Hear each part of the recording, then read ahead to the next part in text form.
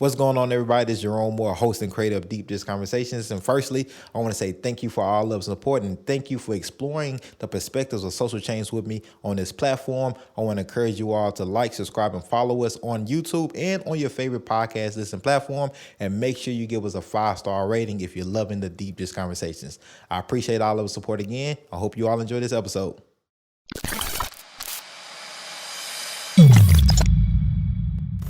What's going on, everybody? This is your favorite host, Jerome Moore of Deep Dish Conversations, and today we have a epic guest, monumental. There's not too many people that I just really, truly admire from afar that I know has built the community work from the ground up, from the mud.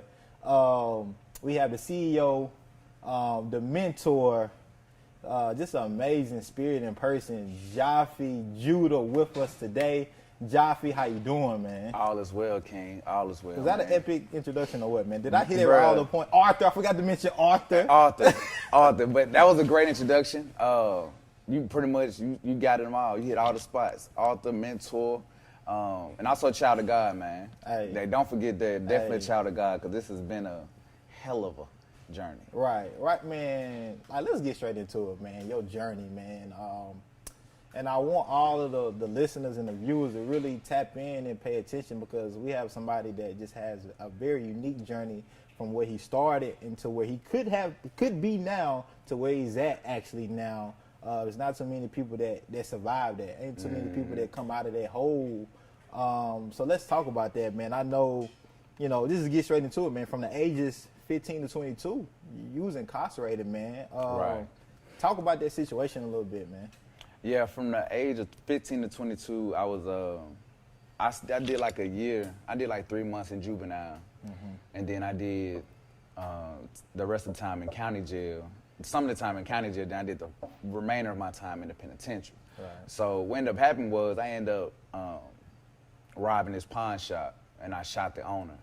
And in the case, after that happened, they ended up finding some stuff from my previous year when I was 14 that I had did, and they had booked me for that as well. So I ended up getting 12 years in total, but I was facing like 30. That was the max. They said like if I was to take the trial and if I was to lose, the maximum sentence I could receive is 30 years. 30 piece. So I ended up signing for 12, and just going through that was like almost like unbelievable. You know what I'm saying? It was like at that age, it was like every day I felt like this ain't real. This ain't real. This ain't real. This ain't real. Like every day, because like you go from, I literally went like from elementary school, middle school, locked up. Right. You know what I'm saying? Like no sports, no. I played sports for 1 year. I played football for 1 year. Okay. And my mom wouldn't let me keep playing sports because I kept getting in trouble. Right. And like really no adult, like no teenage, no going to teen parties, none of that. None of that, bro. Like I didn't lose my virginity until I turned 22. Until I came out the penitentiary. Like I never straight to it. For real, bro. Like I never had the opportunity to like understand what love is. I never had the opportunity to truly like just take those steps as a boy going to a man, and those experiences of prom, college, your first love, all those different things. So like it kind of molded me to be, closed off to the world. It kind of molded me to be like everybody's against me, until I started the self-healing process. Man, I'm gonna backtrack even a little bit more, man. Jaffee, Nashville native. I am from the east side. From the east side. 1619 Ramsey Street is where we started, baby. Hey, I done been in Madison, Goodlettsville. I done been all over Tennessee, you feel me? I've been all over Nashville, Tennessee, as far as living. But I'm definitely east side native. Used to be balling, all that. That part. Bruh, I remember, them was the days. Man. Them was the days. And so,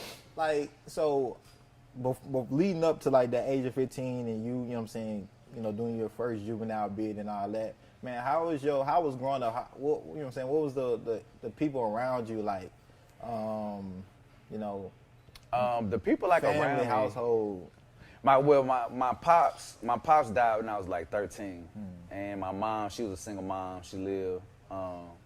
Me and my mom, we lived together, my brother, and I also have 5 sisters. But my sisters, they live with my pops when he was alive and their mom. Right. Me and my brother, we stayed with my mom, and we have different daddies. But just growing up, I would say it was like regular because I didn't know nothing else. Right. But I would say it was like I was around a lot of.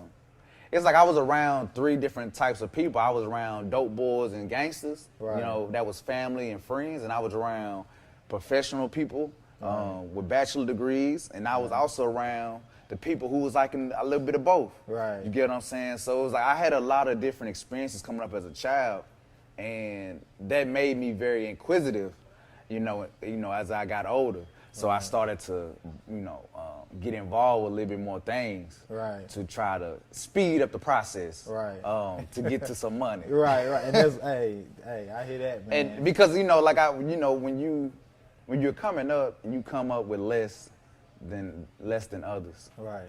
So you would think when you come up with less than others, it kind of motivates you to want to be better or want to be the best or not have to struggle. You get what I'm saying? In a way that you're willing to risk your life. Right. You know what I'm saying? Right. And you see everybody around you getting it, or you see Right. people that look like you doing certain things to get to the money, and so Right. you may view that as, maybe so these are my options. These is Right. I can't really do too much else. I don't really see nothing that seems available to me. And so maybe let me go this route then. Right, and like as I got older, seeing my mom cry at the table and seeing my, the way that certain people in my family would treat my mother because she had the lack thereof. Just dealing with funny family members and dealing with life, bro. It's like you get to a point even as a youth, you like something's got to change. And if moms can't do it, who's gonna do it? Right. And it's like either you take on that responsibility for yourself or you just don't. Right. And I was one of the people who did. And it was just something I couldn't take seeing my mom struggle like that. It just hurt me so, like, it hurts me so bad. You know what I'm saying? So like, Shout out to mama. shout out to moms, bro. Like for real. Like man, my mama know pretty much everything about me, everything. Right. You know what I'm saying? Like we have a great relationship, and I'm like real blunt, straightforward, everybody. Right. So like, right. Very transparent. very transparent, bro. Like I That's the best way to be, man. Sometimes, You know. sometimes because like you can be, I tell people like you can't be real enough in this Right, world. right. You could be so real and still be fake. You know what I'm saying? So it's like you can't be real enough. But I'm just the type of person where the only approval I'm seeking for is God's approval. Right. Every day I wake up, the only approval I'm seeking for is God's approval, bro. And as long as I'm doing right, by the principles of the universe, Right. there's no way I feel like personally that I could do wrong Right. towards my people. Right. You feel me? As long as I'm walking in the light, image, and likeness thereof. Right. Man, doing that stint, man, because there's not too many people, and even myself, they can't relate to being incarcerated, especially as a youth.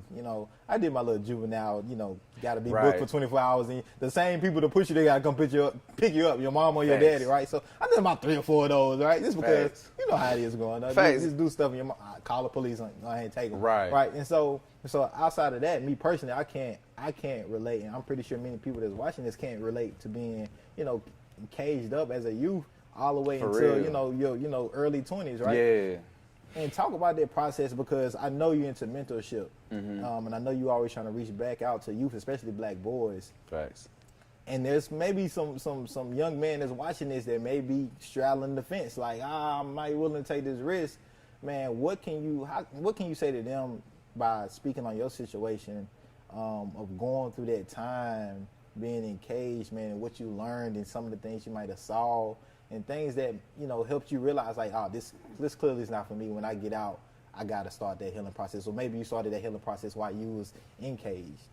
Right. So that's a very meaty question. Right, But I'm gonna try to hit out on points. Yeah. I would say that was what it was like. The process of that was very what's the word I'm looking for? It was a hard process, but it was like you had to be very strategic. It was seeing things like while I was inside, and I started the healing process while I was inside. And I would say the healing process really started when I was 19. Once I was 19 and I stopped gang banging, and I started to notice how certain gang bangers, bro, like when I started seeing and started hearing men have sex,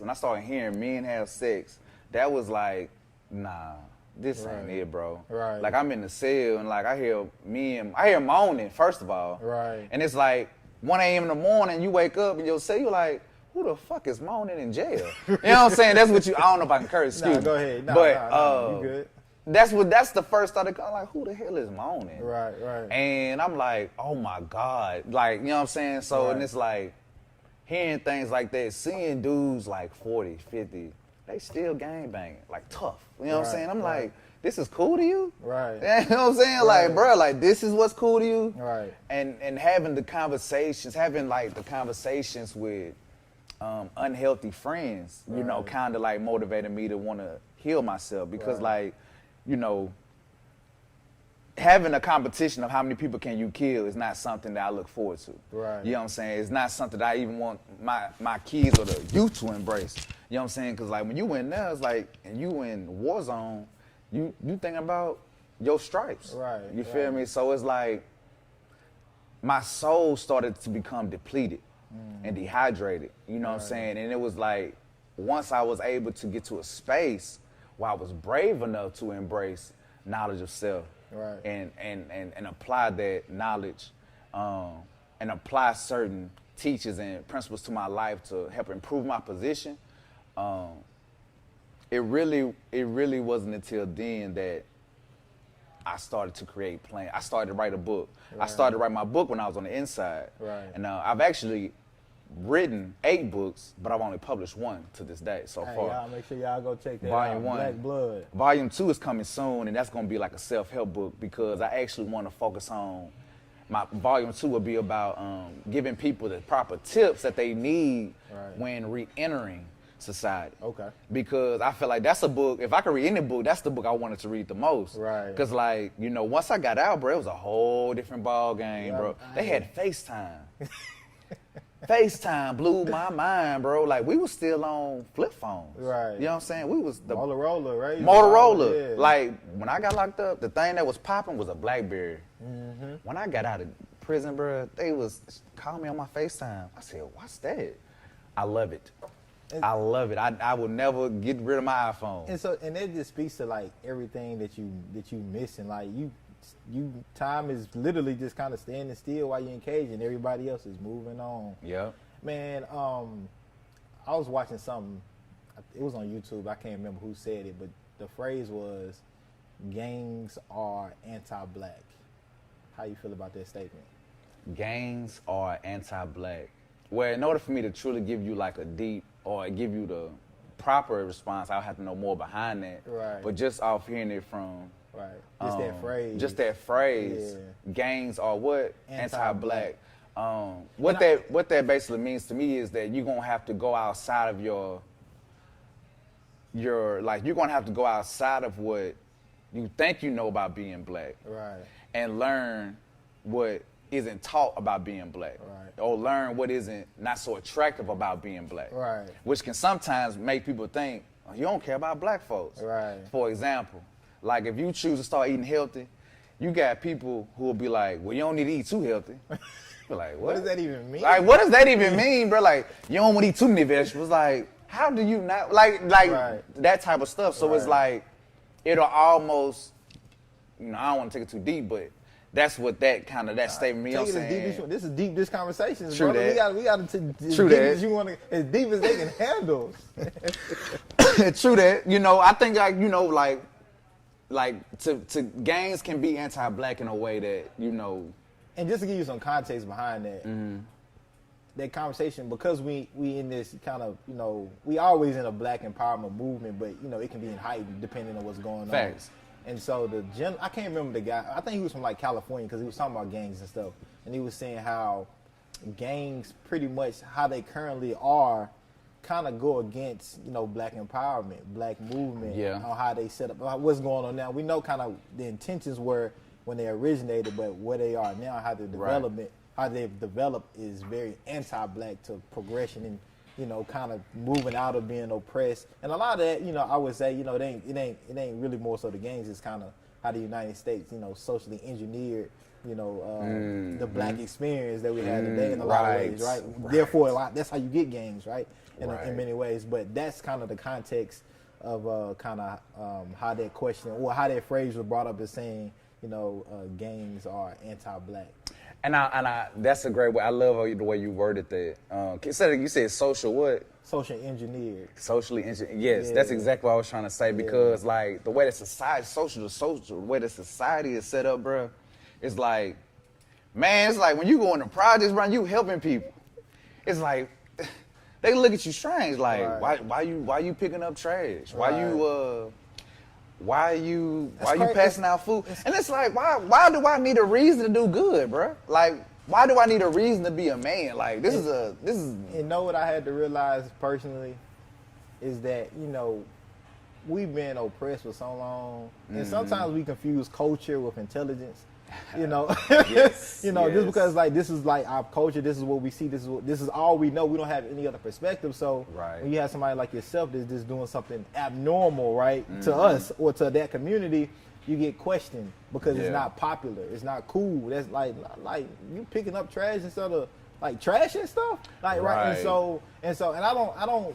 You know, I don't blame it on not our culture, and I say our culture specifically black folks, because we've been so oppressed, and many of us are descendants of slaves, and we've come a long way, man. Many of us are still the first of our generation to do many stuff. Either first to travel abroad, the first to start a business, the first that not go to prison or whatever it may be, or the first to correct the life. So it's not going to prison is an accomplishment.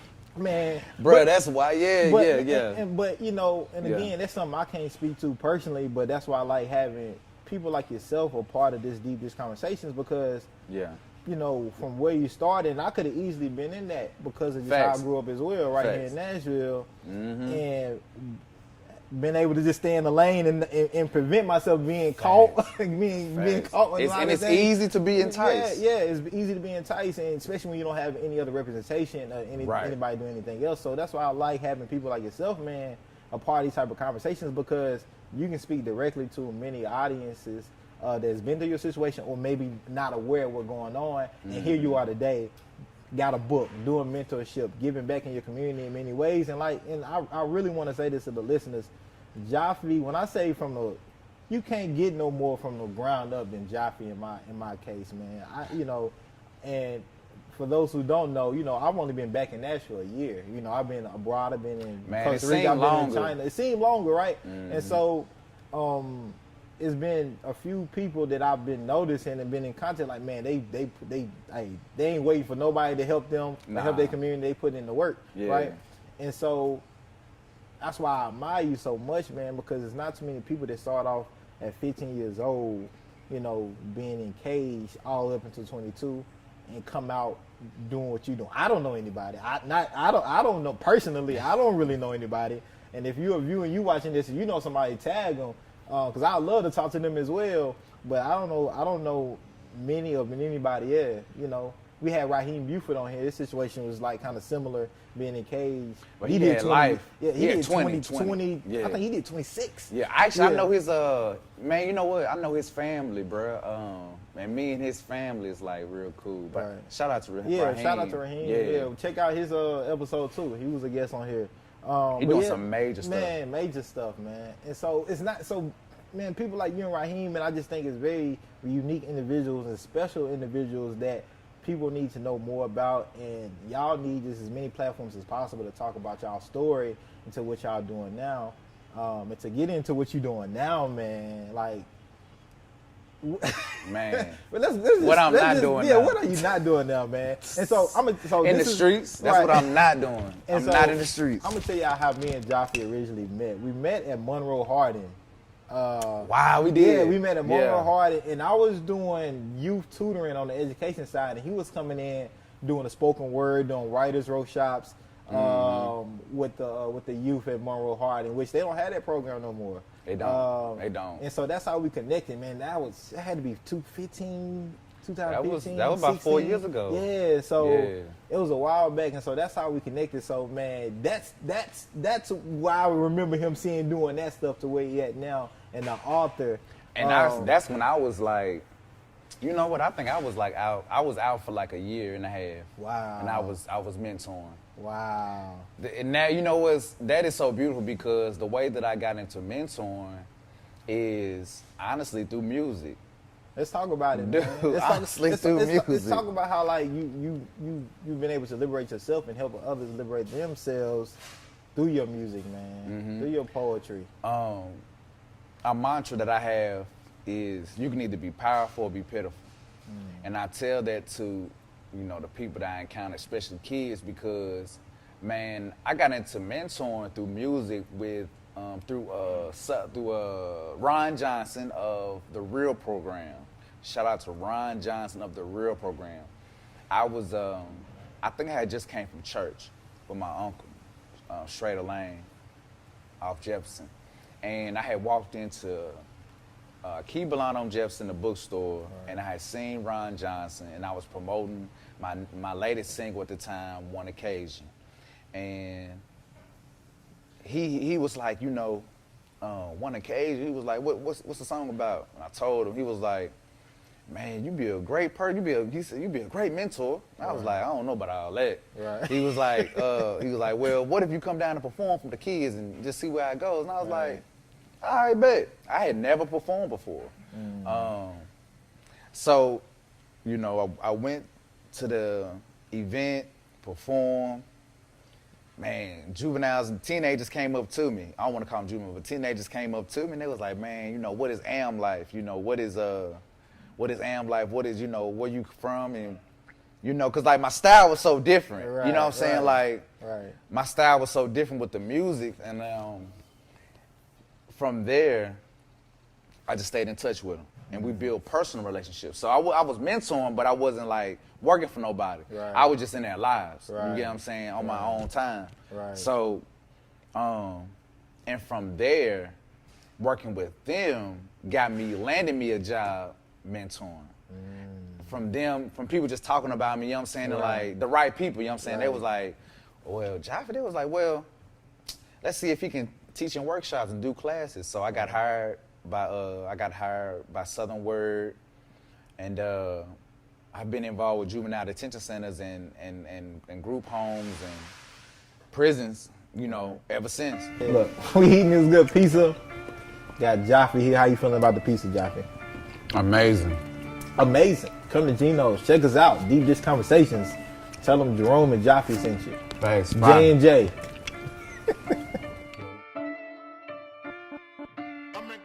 So, Five. Hey, we just, this pizza's good, y'all. Y'all gotta come check it out. Check this out Geno's. Hey, it's hitting, it's busting. The conversation can be over right now. Man. We done. But, man, you was talking about your mentorship and everything, man. So you from transitioning to healing, getting out, music led to mentorship, man, and that just kind of propelled you into like everything that you are now. Yeah, pretty much. Or that you're doing now. They really, yes, because it wasn't until I started to mentor with the kids from the Real Program that really motivated and mentor in the juveniles that really motivated me to start my own program, which is Recycle Reinvest. Let's talk about it. So Recycle Reinvest is a nonprofit organization, and we provide community cleanups in we provide community cleanups pretty much in the slums, but in low poverty areas, as well as provide recycle pickups to encourage recycling habits. Right. You get what I'm saying? Which is not, advocated enough in black communities specifically. Right, because studies have shown that the smaller amount and the less amounts of trash and litter in your breezeways and playground areas and just neighborhood in general, it reflects a lower crime rate. It reflects a positive attitude and mental state in that person and within that community. You get what I'm saying? So, this is something that I live by. So like, you know, I make sure I'm a very clean person. I'm a very meticulous person, you know, after being in that shithole for so long, you know. Right. And once I came out and got involved with different people and got involved with my family, who also has their own nonprofit called From the Heart Education Foundation, motivated me to want to start my own program and create initiatives for the youth that could help develop their minds to be a more green, you know, be more green, to be earth first, you know, and everything that you do, from the way that you eat, to the clothes that you wear, to the way that you interact with people. You get what I'm saying? Man, it was a funny moment then, but it was really embarrassing in hindsight. And I did Peace Corps, and that was my first abroad experience. And you know, people who might not know about Peace Corps is like, it's through the U.S. government, but you go volunteer abroad, you know, for 24 months out of the United States, but you do different sectors. They got like health, they got like community and economic development, education, youth development. They got different sectors, is depending on kind of like what you've been involved in, right? And so I was community economic development, man. We was in training. And so you got all these people that's coming from a lot of majority of them white, right? So they coming from all these areas and more suburban. They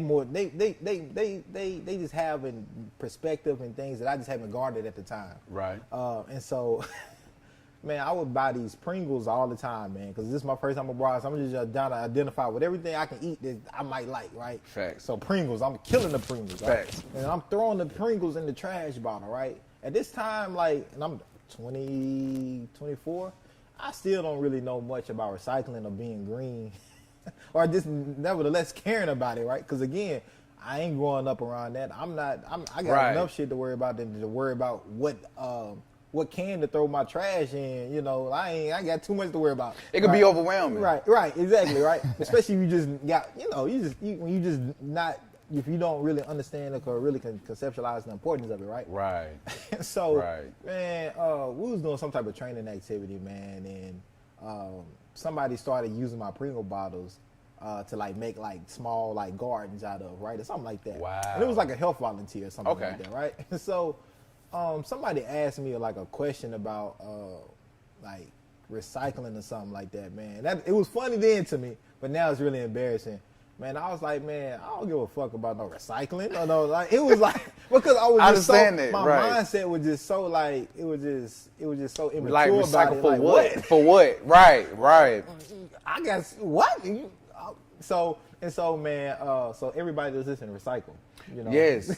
even if you're recycling just aluminum, you know, even if you're just because some people feel like they should recycle because they don't get a benefit from it. Right. Recycle aluminum, you could transfer it into cash. Right. You know, it's different ways you can go about recycling. And recycling is not something I grew up with myself. Right. It's something that, you know, as I matured in my life, I became interested in it naturally. You know, because I recycle myself at home. I save bottle caps because you know the bottle caps on the top of plastic bottles really can't be recycled. They just go back to the landfill. Right.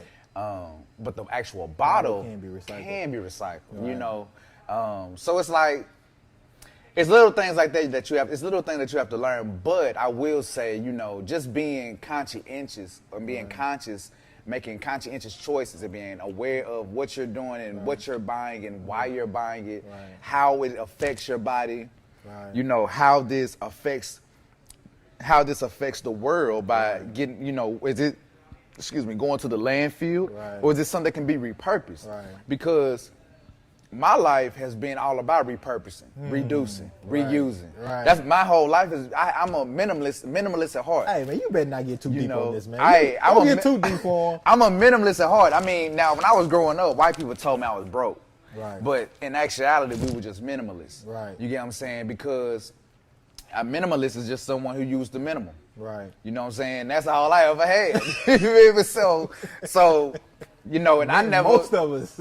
Facts. You know what I'm saying? But I feel like we have to take control of the narratives. You know what I'm saying? And once you can take control of the narrative, you could tell them a story that they need to really hear. And a part of that is representation, right? Yes. And so I'm glad that our youth and people inside the black community, outside the black community, is seeing somebody that look like you coming in and wanting to do something positive like clean up. Because when they see somebody that look like you or they ain't coming to pick up my trash. It's like, oh, they coming to put trash in my community. Right. And so it's good, man, that you doing that, because we need that representation, and it's important, right? And I like to just think about, man, we can't wait for nobody else to clean up our communities. We gotta do it ourselves, right? And so, like I said, man, I really admire you and appreciate I'm not waiting for nobody attitude. I feel like that's where we go wrong. Yeah. Waiting on people. Right. Because when you wait on other people to come and do something that you should have did, it gives them the authority to take what already belong to you. Right. You get what I'm saying? Right. You know, like people always complain about, well, you got this and you got that. People come to the community, they shut up. Right. Well, what are you doing? But you know my slogan though for community changes is change yourself, change your community, change your world. Yes, bro. And so, man, I really live by that, man, and that's why, I don't wait for nobody or hope or put no faith in nobody to do something I can do myself. Now, if somebody helps and assists, that's a blessing on top of a blessing.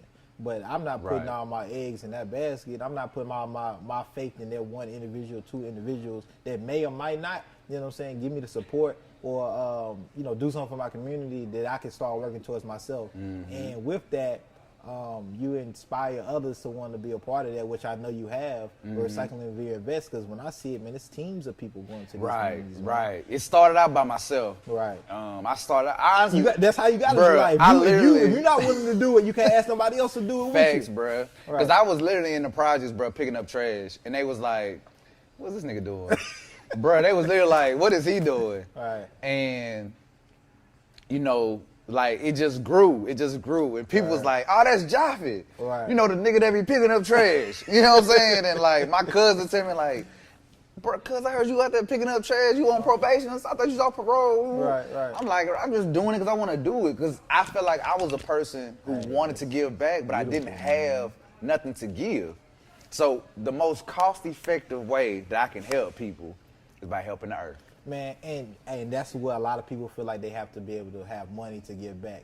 And I say this all the time. It can be as big as, donating or building a school, or as small but still as effective as just picking up your trash in your community. Facts, and I'm bro. telling you, as you are a perfect witness, people will notice. People will want to be a part because they know too in their heart, like, this is something that the community needs. They were just waiting for you to do it. Facts. They were just waiting for you to lead so they can follow. Facts. There's a quote that says, if you see nobody doing it, then that means it's up to you. It's up to you to do it. Hey, Yeah. A few people can change the community of many.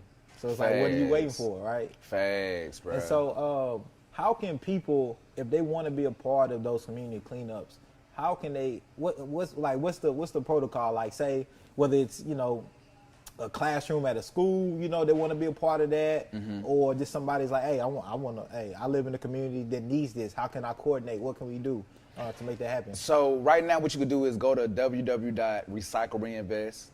Recycle Reinvest. Not the name of the company is Recycle and Reinvest, but the name of the website is Recycle Reinvest. No nothing right there. www.recyclereinvest.org.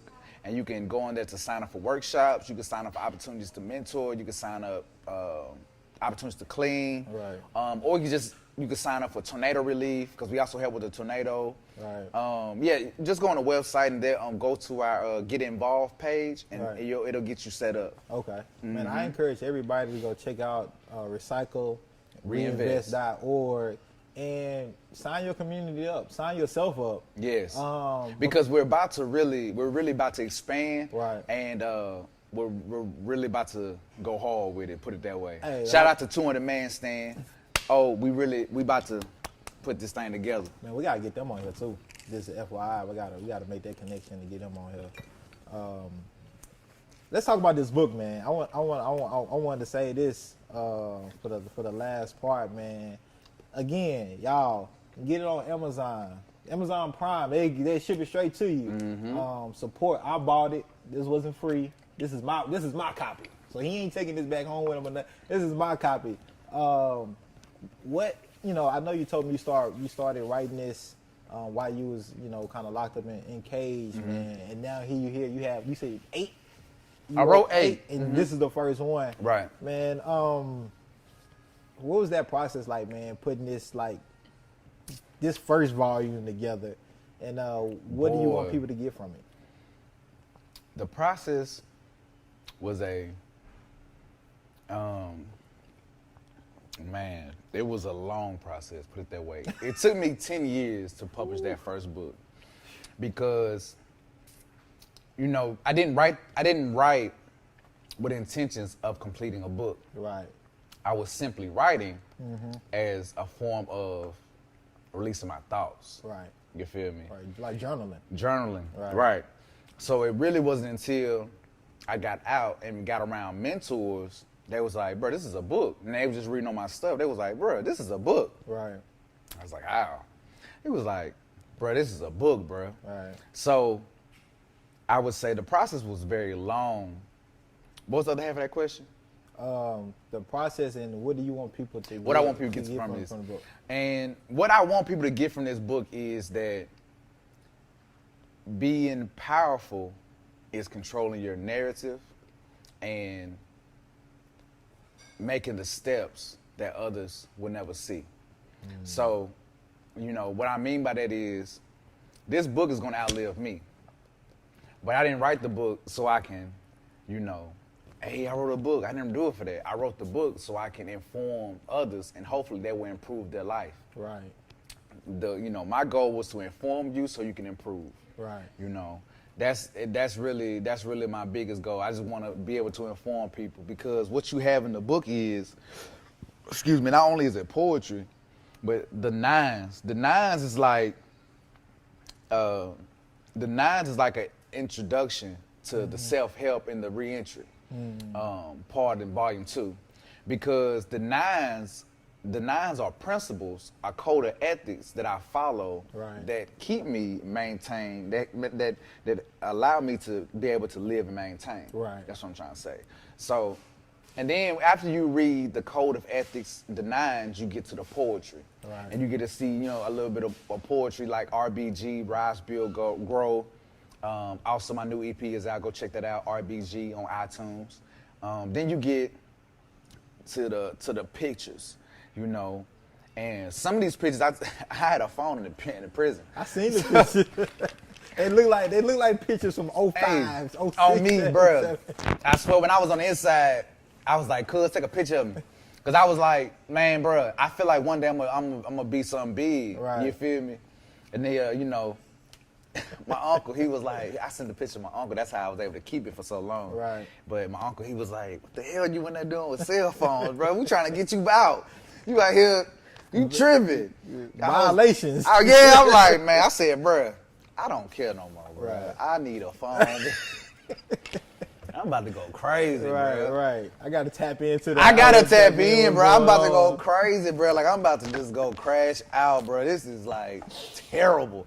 But anyway, yeah, man. So it took me 10 years to write my first book, and it's only the beginning, man. Right. It's really only the beginning because, like, although I, manufactured those books on the inside, they have to still go through the editing, revising. Right. So, because, like, I wrote, like, 200 poems. Right. Only, like, 30 made it to the book. Right. This first one. The first book. Yeah, The first book, right. So, like, yeah, this is the first one, and then this is, like, man, it's not over. Man, I promise it ain't. Hey, it ain't over, and again, I hope people really listening and tapping in. And we can't, just because of time, we can't go in deep. But I encourage everybody to reach out to Jaffee, after you watch this segment, because this is a powerful person, a powerful brother, and powerful human being that we have.